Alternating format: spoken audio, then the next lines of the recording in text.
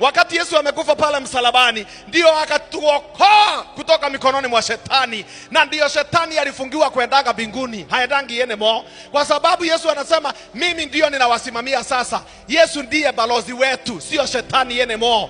Sasa hiyo Yesu kuchukua mamlaka, ndio hii Ufunuo 12 fungu la 7 ya kwamba shetani ametupwa kutoka mbinguni, ambaye alikuwa anatushitaki usiku na mchana, hana makao mengine mbinguni, na ndio unasikia kwamba hawana nafasi tena huko mbinguni, hawaendangi anymore. Asikutishe,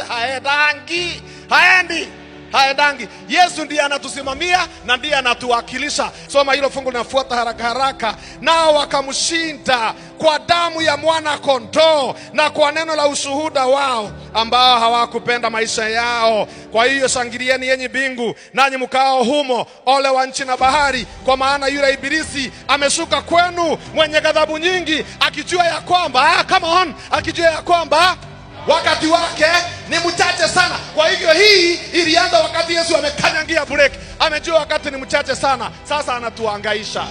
Kwa hivyo hii vita unasikia hapa Ufunuo 12 ilifanyika wakati Yesu amechukua usukani na ameenda. Sasa yeye anasema I am in charge. The devil is not in charge anymore.